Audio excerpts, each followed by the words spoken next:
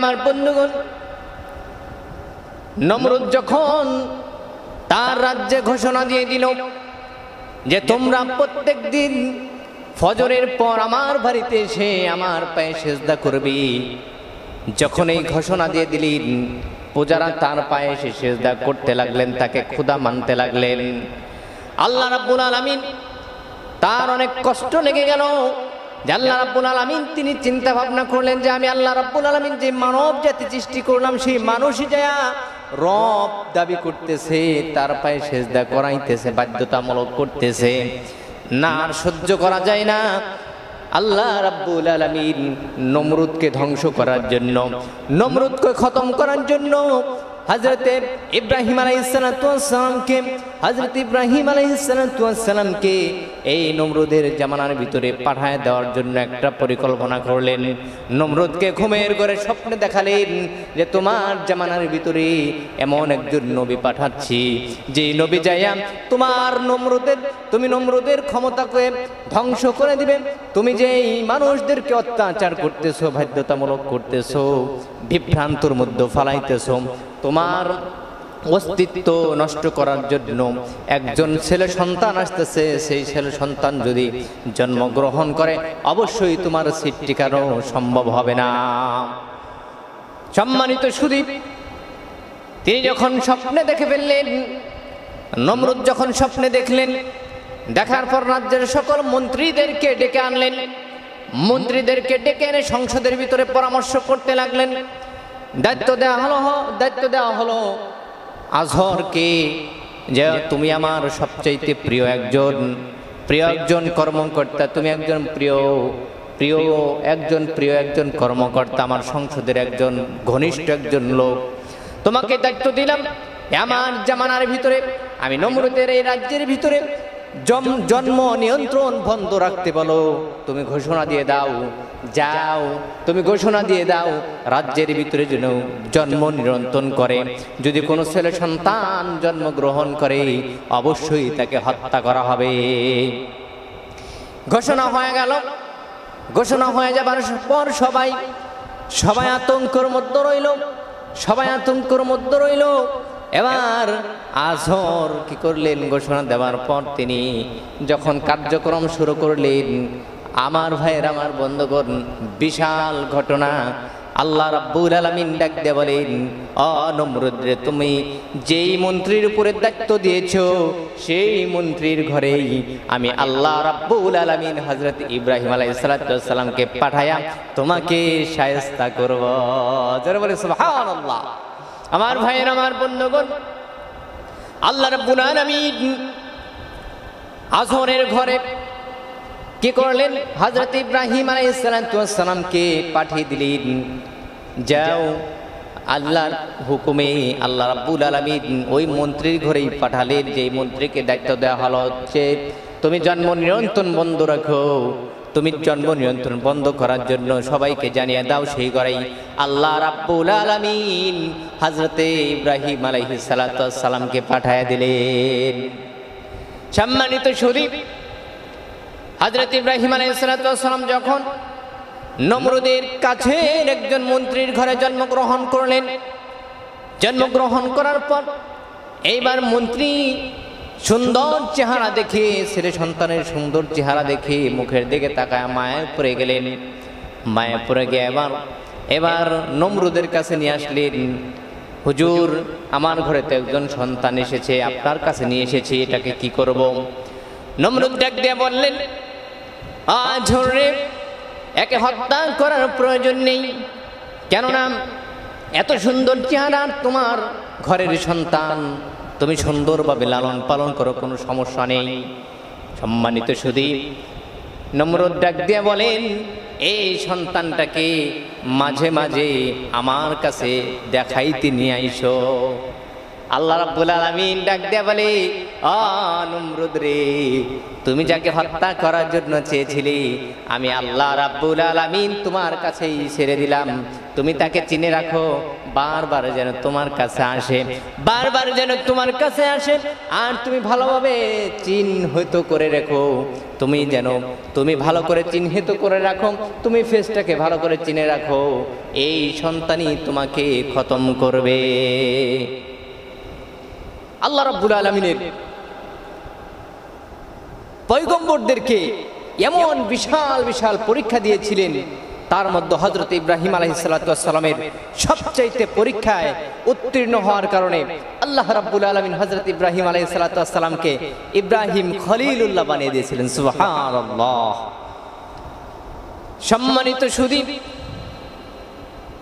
আমার ভাইয়েরা, হযরত ইব্রাহিম আলাইহিস সালাতু ওয়াস সালামকে যখন নমরুদের জামানায় পাঠিয়ে দিলেন, পাঠিয়ে দেবার পর এবার ধীরে ধীরে যখন বড় হতে লাগলেন, যখন কিছুটা বুদ্ধি হয়ে গেল, হযরত ইব্রাহিম আলাইহিস সালাতু ওয়াস সালাম দেখতে পেলেন তার আব্বা জান বাড়ির ভিতরে মূর্তিগুলো বানিয়ে বানিয়ে হাটের মধ্যে বিক্রি করে।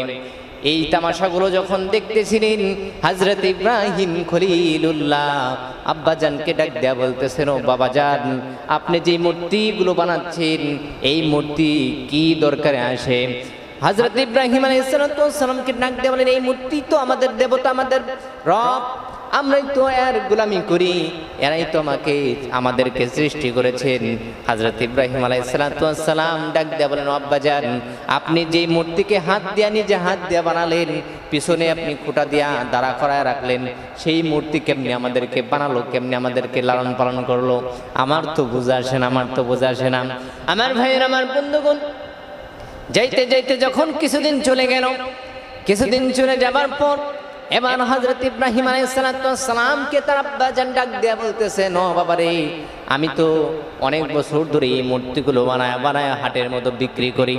এবার আমি তো একটু বৃদ্ধ হয়ে গিয়েছি, তুমি তো যুবক হয়েছি, তুমি তো বুদ্ধিমান হয়েছ, আমি যেই মূর্তিগুলো বানিয়েছি এই মূর্তিগুলো তুমি হাটের মধ্যে নিয়ে বিক্রি করো।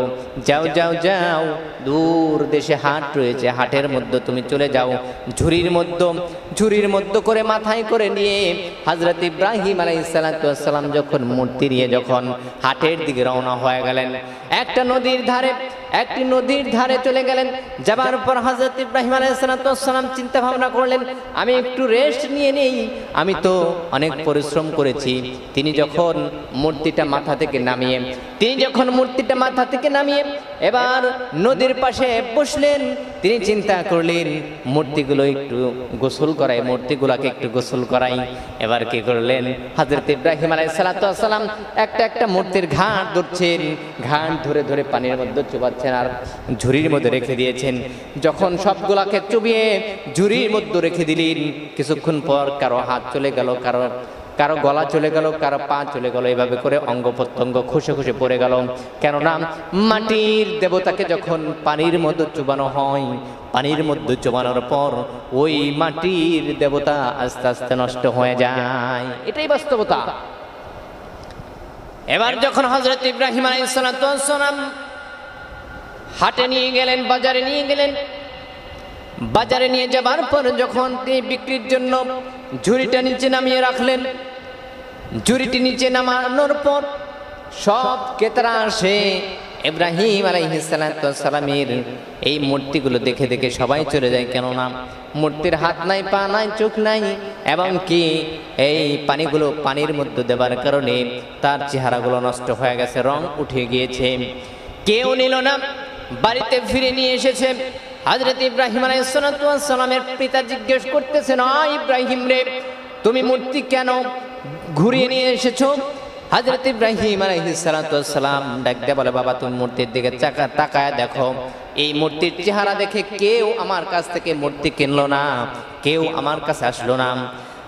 হযরত ইব্রাহিম আলাইহিস সালামের পিতা ডাক দিয়ে বলে, এই মূর্তির এই অবস্থা হলো কেমনি? হযরত ইব্রাহিম আলাইহিস সালাম ডাক দিয়ে বলতেছেন, আব্বা জান, আমি যখন হাটের দিকে নিয়ে যাচ্ছিলাম, মাথায় করে যখন হাটের দিকে নিয়ে যাচ্ছিলাম, একজন মূর্তি আর একজনকে বলতেছিল যে আমি বড়, আমি বড়।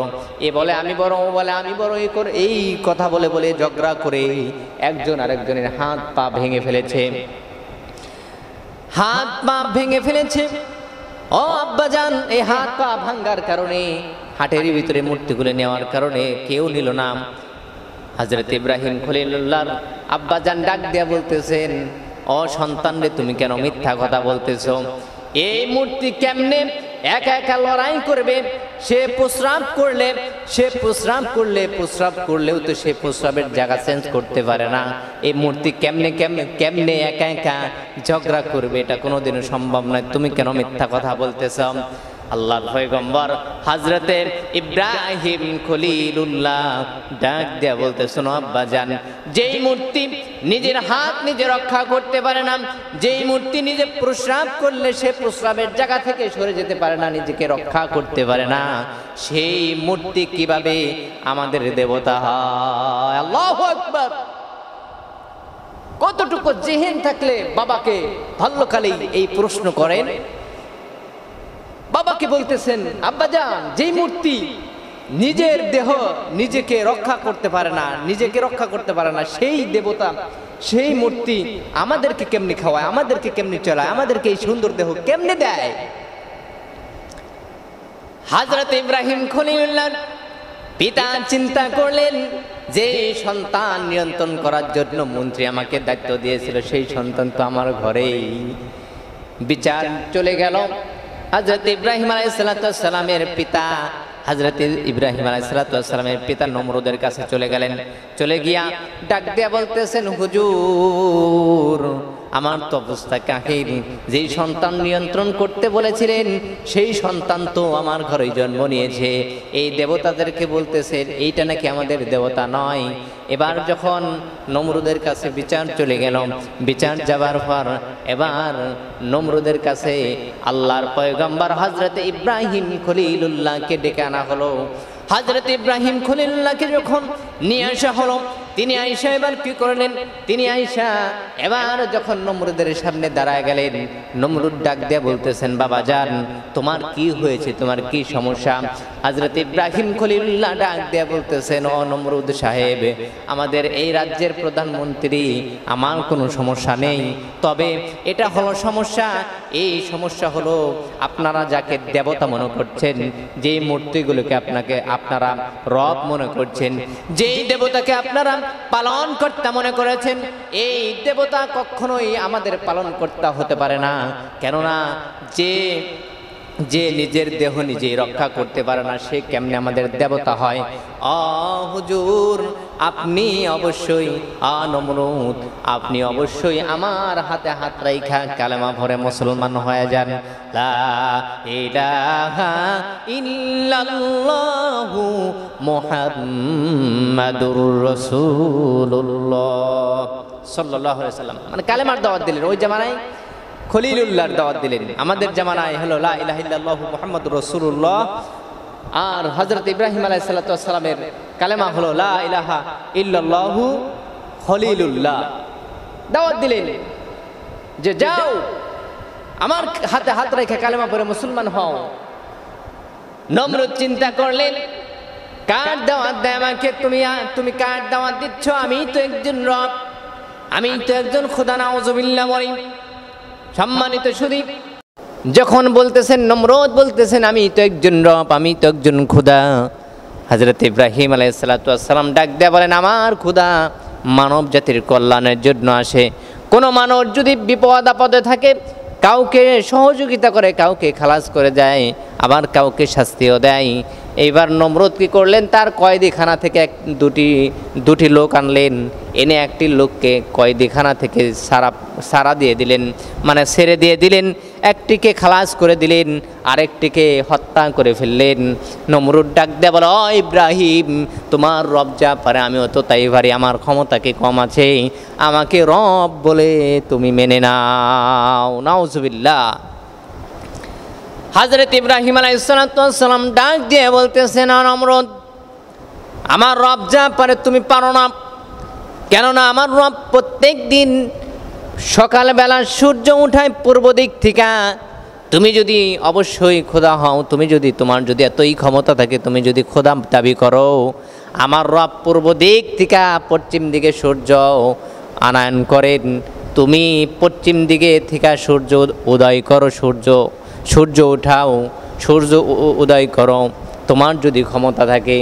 এবার নমরুদ ডাক দেয়া বলতেছেন, এই ইব্রাহিম পাগল হয়ে গেছে। দেখবেন যখন যুক্তিতে না পারে, তর্কতে না পারে, তখন কি করবে? তখন তাকে পাগল বলবে। আপনার পয়গম্বর সাল্লাল্লাহু আলাইহি সাল্লাম যখন কালেমার দাওয়াত দিতেন, তারা যখন কাফের বেঈমানেরা, আবু জেহেলরা, উদ্বা সাহেবা যখন তার সাথে আল্লাহর নবীর সাথে যখন না পারতেন, তাকে পাগল আখ্যায়িত করতেন। যারা বলেন ঠিক কিনা আমার ভাইয়েরা? যুগে যুগে যত মানুষ আসবে, যুগে যুগে যত ওলামায়ে কিরাম আসবে, হকের দাওয়াত দিবে, তাদেরকে পাগল বলে আখ্যায়িত করবে, তাদের অত্যাচার করবে, তাদেরকে দেশ ছাড়তে হবে। ঠিক কিনা বলেন আমার ভাইয়েরা? হযরত ইব্রাহিম আলাইহিস সালামকে পাগল আখ্যায়িত করলেন, পাগল হয়ে গেল, মানে পাগল আখ্যায়িত করলেন। রাষ্ট্রের ভিতরে হযরত ইব্রাহিম আলাইহিস সালামকে পাগল আখ্যায়িত করে দিলেন। এইবার সবাই মগ্ন হয়ে গেলেন, চিন্তায় মগ্ন হয়ে গেলেন। যেই সন্তানকে নিয়ন্ত্রণ করার জন্য, এই সন্তানকে নিয়ন্ত্রণ করার জন্যই তো আমার রাজ্যের ভিতরে আমি ঘোষণা করে দিয়েছিলাম যে রাজ্যের ভিতরে কোনো ছেলে সন্তান আসা যাবে না, কোনো সন্তান নিয়ন্ত্রণ করতে হবে। কিন্তু ছেলে কোথা থেকে আসলো? আমার মন্ত্রীর ঘর থেকে আসলো। কি করা যায়, কি করা যায়? তাকে তো হত্যা করতে হবে। কেননা আমার এই রাজত্ব, আমার এই চেয়ার যদি এই ছেলে কেড়ে নেয়, তারা হলে তো আমার ক্ষমতা চলে যাবে। সবাইকে নিয়ে যখন পরামর্শ করতে লাগলেন কি করা যায়, কি করা যায়, পিছন দিক থেকে 3 মাথাওয়ালা একজন ব্যক্তি আইসা ডাক দেয়া বলতেছে, নমরুদ তুমি কি করবা? তুমি যদি এই ইব্রাহিমকে থামাতে চাও, তুমি যদি এই ইব্রাহিমকে থামাতে চাও, অবশ্যই আমার পরামর্শ তোমার নিতে হবে। নমরুদ ডাক দেয়া বলে, আপনি আবার কে? এবার ওই মুরব্বী ডাক দেয়া বলতেছেন, আমি তোমাদের মুরব্বী, আমি একজন শয়তান, তুমিও একজন শয়তান, তুমি একজন বড় শয়তান। কেননা তোমার সিট টিকাবার জন্য এই ইব্রাহিমকে কি করতে হবে? আমার কাছ থেকে পরামর্শ নাও। নাউজুবিল্লাহ। দুনিয়ার ভিতরে দেখবেন এখনও এমন শয়তান রয়েছে, আছে না নাই? ভালো কাজ করতে গেলেই ফাহেসা কাজের কথা বলে, তাকে চক্রান্ত করে দেশ থেকে তাড়িয়ে দেয়। নমরুদ ডাক দিয়ে বললাম, মুরব্বী তাহলে আমাদেরকে পরামর্শ দেন। মুরব্বী পরামর্শ দিতে লাগলেন যে তুমি যদি ইব্রাহিমকে থামাতে চাও, তাহলে একটা আয়োজন করতে হবে। কি আয়োজন? তোমার এই রাজ্যের ভিতরে একটা কনসার্টের আয়োজন করতে হবে। যেই কনসার্টের ভিতরে এই রাজ্যের ভিতরে যতগুলো